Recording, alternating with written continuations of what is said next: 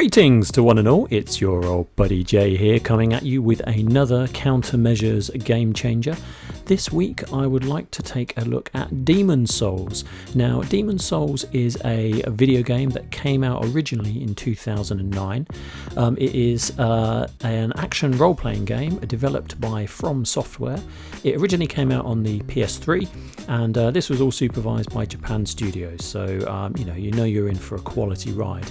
Now this game originally came out way back in the day and is a precursor to the Dark Souls trilogy, and obviously all done pretty much by the same developers that did Sekiro, which is one of my favourites. Now I've really struggled to get into the Dark Souls genre because one, it's really difficult and time consuming, and I don't have time for either of those things, and unfortunately every time I picked it up I'd play for the first hour or so and then I'd kind of sort of drift off. It wasn't until Sekiro came out that I decided that I'd give it a go, because that was all a bit more about parrying and ninjas, but the principal concept was the same, which is that you start at a bonfire, you continue through certain sections of the game, and if you die the game resets, or if you sit down at the next bonfire and sort of heal yourself, etc., all of the enemies regenerate in all of the areas, and you can keep farming through all of these different areas to pick up some nice XP.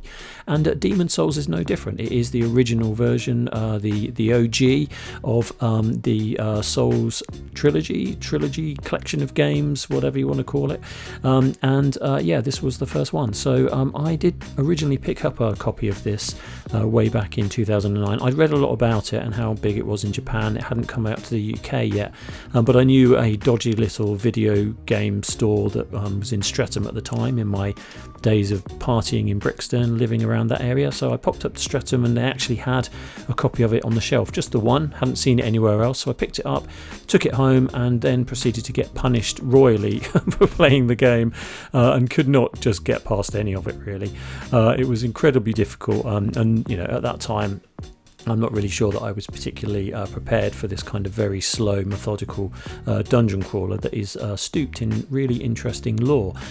So as time went on, like I said, I tried the Dark Souls series, it didn't really work. I liked Sekiro, but it was a different kind of beast. Bloodborne, I should mention as well, that started to introduce more kind of quicker, fluid gameplay.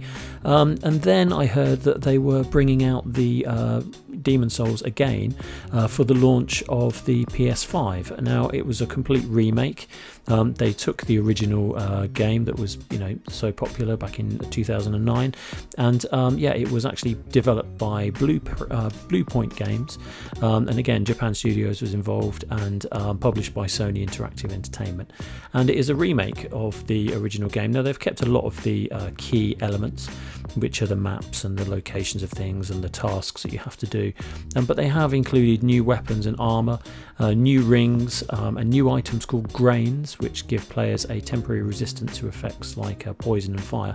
And these are all kind of like elements that they've added in since they started developing all the other Dark Souls games, and have found that they've been popular elements that people have liked, so they've included them here. So if you're if you are a Souls player, and there's got a massive fan base for these games, Demon's Souls is seen to be one of the hardest, if not the hardest game in its in this particular genre, and did spawn the genre of the Souls game. So I think there's something to be said about completing this. So I thought, well, I spent like 11 years not playing Demon's Souls and getting, every time I put it on I get my ass kicked. I thought, well, I'll go back to the to the remake, because they've been doing some brilliant remakes recently for all the sort of latter PS4 and early PS5 consoles. So I thought, well, I'll go back to it and see if it's got any better. Now I did actually find this to be much better to play through this time, and the fundamentals haven't changed, but I think my attitude towards the game has definitely changed, and I've become more patient in these sort of slow dungeon crawlers. Now, it's not as quick as Sekiro. This one, it's very much kind of shield and sword, and you go through it taking out various guys that are stationed in different parts of this castle.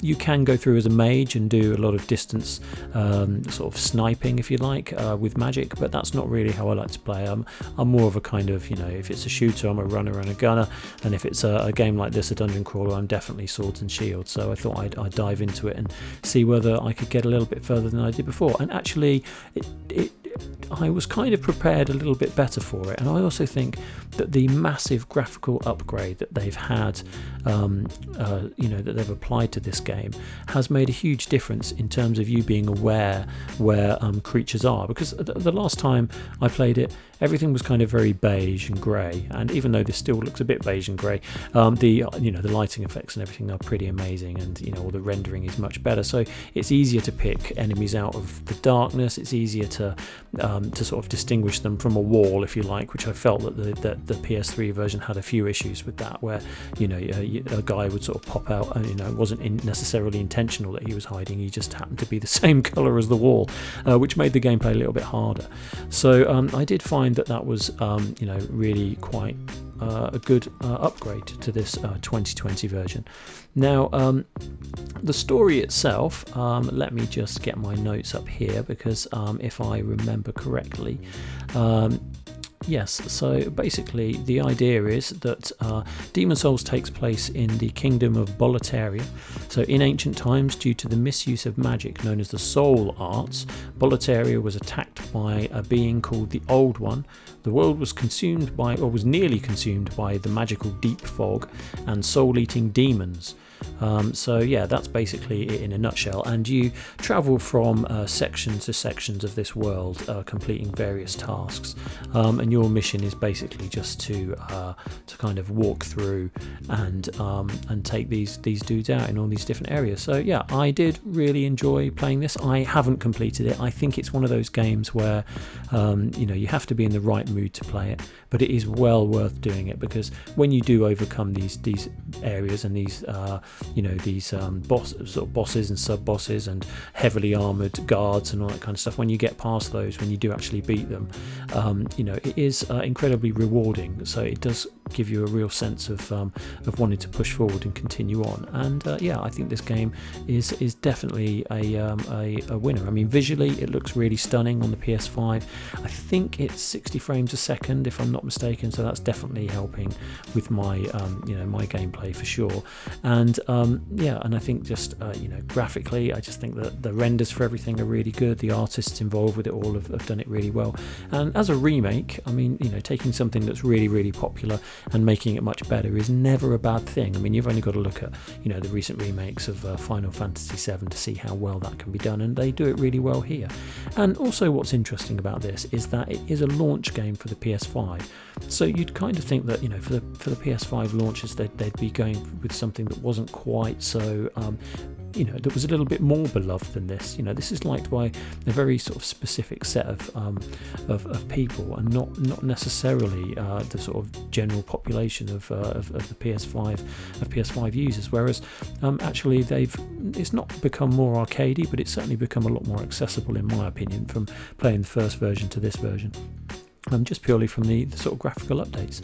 So the story is really interesting, like I said, and you can just sort of go. I won't go into spoilers, because if you're going to play it, you really should. If you're interested, you're going to do it. If you're not, you're not going to. But like I said, the main key point of this game is just to kind of keep pushing forward and getting new XP, and then you travel back to an area called the Nexus, which is where all the kind of spirits and past travelers stay, and you go back and you can armor up and get new weapons and kind of make yourself a little bit tougher for the next round, and then just keep popping back in. And there are a certain order that you're meant to do these worlds in, but I really think it's up to the individual to just kind of these dungeon crawlers are all about your own personal experience, in my opinion. So I would recommend anyone who is even sort of remotely on the fence about it really trying this remake, because it is well worth it. and yeah, I had a lot of fun with it, and I am going to continue to play it probably for the next 11 years if I was going to guess, but I would really recommend it. It definitely gets Daddy JJ's badass seal of approval, and if I'm going to give it a score, I am going to give it a 9 out of 10. So you know, pick it up if you can, if you get the opportunity. Like I said, you need to put some time aside because it is a time-consuming game, but it just looks so beautiful now, and you know, and the story's really good. The writing's really good, and all the lore that goes into, you know, all the background of all these characters and why they're there and the things they've been through. You know, it's really well done, and you know, definitely deserved a remake, and I'm glad they did it. So I hope you get something out of this. You know, hit the like, subscribe, and all that kind of stuff, or dislike, whatever you like, or leave a comment, and yeah, I'd appreciate that. And yeah, I'll stay tuned to the next instalment of one of these game changers. They're all a bit impromptu and a bit sort of random, but I am enjoying doing them, and I'm getting some good feedback, so I'm just gonna carry on, I think. So all that's left to say is be good, stay safe, and be kind to one another.